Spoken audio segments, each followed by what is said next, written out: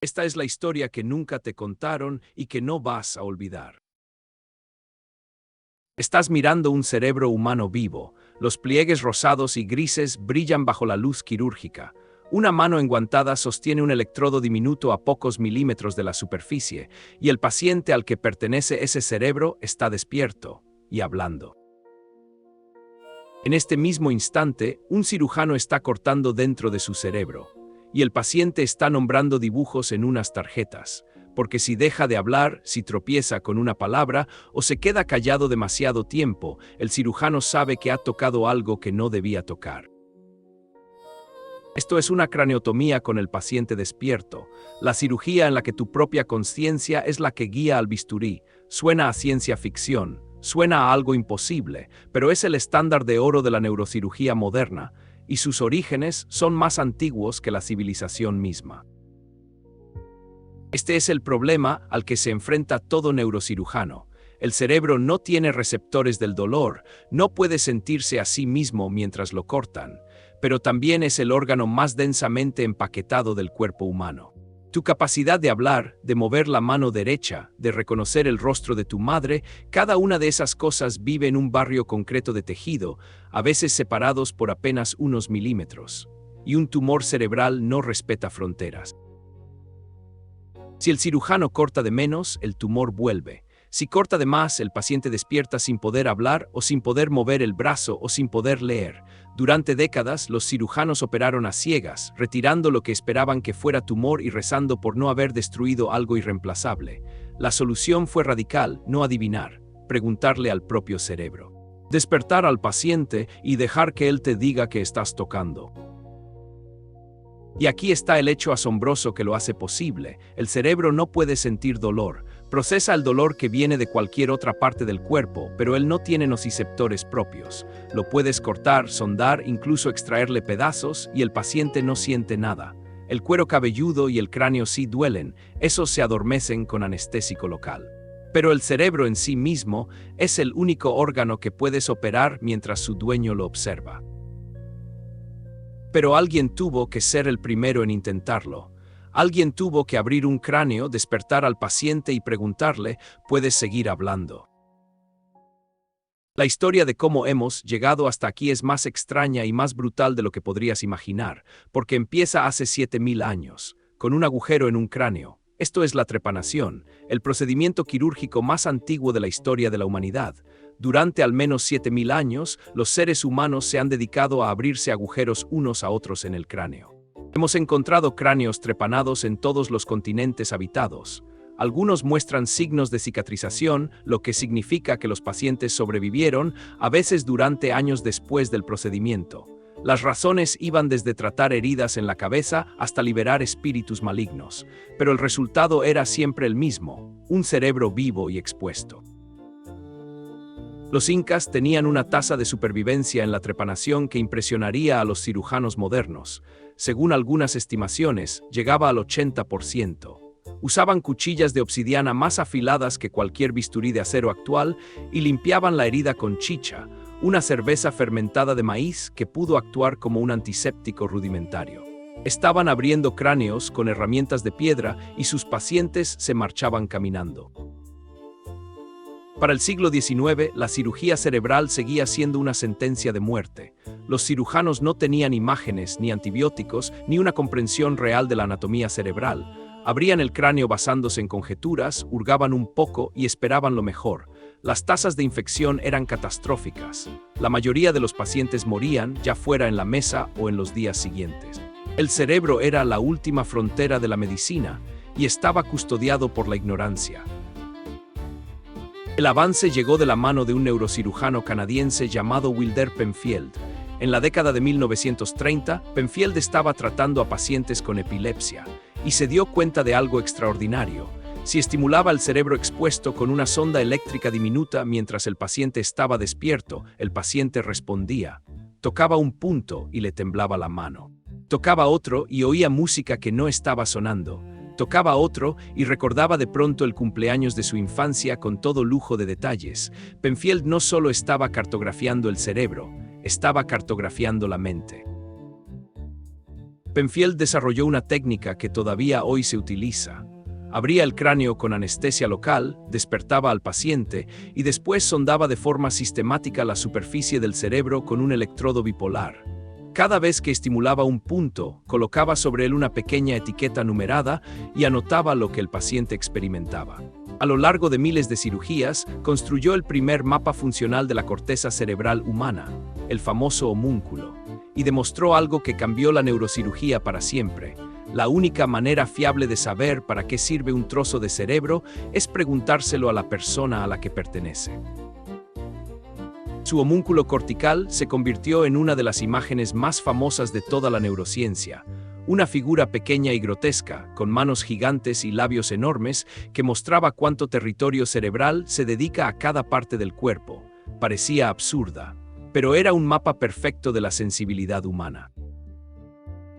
Hoy, una craneotomía con el paciente despierto es una coreografía cuidadosamente ensayada en la que pueden llegar a participar 15 personas.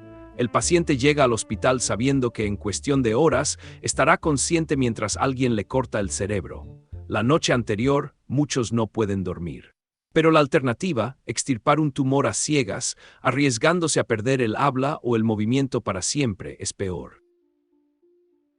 El procedimiento comienza bajo anestesia general. Se adormece el cuero cabelludo con anestésico local y se abre. Después, el cirujano usa un taladro neumático, el craneótomo, para cortar una ventana en el hueso del cráneo. La placa de hueso se levanta con cuidado, dejando al descubierto la dura madre, la membrana dura que envuelve al cerebro. Se abre la dura madre, y ahí está. El cerebro vivo, latiendo suavemente con cada latido del corazón, brillando rosado y gris bajo las luces quirúrgicas. Y entonces despiertan al paciente. El anestesista reduce la sedación poco a poco hasta que el paciente recupera la conciencia. La transición dura minutos. El paciente abre los ojos, puede hablar, puede sentir la mesa bajo su cuerpo, sabe dónde está, sabe que tiene el cráneo abierto. Y el neuropsicólogo, sentado a la altura de sus ojos, como un amigo a la cabecera de la cama, inicia la conversación que guiará la mano del cirujano. El cirujano empieza a cartografiar, apoya el estimulador bipolar contra la superficie del cerebro y envía una corriente eléctrica minúscula, solo la necesaria para interrumpir temporalmente la función de esa zona durante unos segundos. Cada vez el neuropsicólogo le pide al paciente que haga una tarea, nombra esta imagen, mueve los dedos, cuenta hacia atrás, lee esta frase. Si el paciente tropieza, si de pronto no encuentra una palabra o si la mano se le queda inmóvil, el cirujano marca ese punto. Es tejido esencial, aquí no se corta. Una vez dibujado el mapa, el cirujano empieza a retirar el tumor, usando un aspirador ultrasónico que vibra 40.000 veces por segundo, licuando y succionando el tejido enfermo mientras deja intacto el cerebro sano. El margen puede ser tan fino como 2 milímetros. Durante toda la resección, el paciente sigue hablando, sigue nombrando imágenes, sigue moviendo la mano. En el momento en que algo cambia, el cirujano se detiene. Ha llegado al borde, y ahí lo deja. Porque un paciente que conserva el habla con algo de tumor dentro está infinitamente mejor que un paciente sin tumor pero mudo. Si has llegado hasta aquí, suscríbete al canal, porque te prometo que lo peor aún no ha pasado. En el año 2020, una violinista de concierto llamada Dagmar Turner tocó su instrumento durante toda su craneotomía con paciente despierto en el Hospital King's College de Londres. Los cirujanos necesitaban retirar un tumor situado cerca del área que controla el movimiento fino de su mano izquierda, la mano que sostiene el arco y crea el vibrato. Así que le pidieron que tocara. Durante horas, mientras le cortaban el cerebro, Turner tocó escalas y melodías, y cada vez que el arco le fallaba, el cirujano corregía el rumbo. Salió del hospital por su propio pie, con su música intacta. En Sudáfrica, una paciente cantó himnos durante su craneotomía. En Houston, un niño de 13 años contaba chistes. En Italia, un paciente tocó el saxofón. Cada uno de ellos estaba protegiendo la función cerebral concreta que su cirujano necesitaba preservar. La cirugía no iba solo de lo que el cirujano pudiera ver, iba de lo que el paciente era capaz de hacer. Los pacientes que han pasado por una craneotomía con despertar describen la experiencia en términos sorprendentemente parecidos. No hay dolor. Hay presión, una sensación extraña de que alguien está trabajando muy cerca de tus propios pensamientos. Algunos hablan de una sensación de vulnerabilidad tan profunda que roza lo espiritual.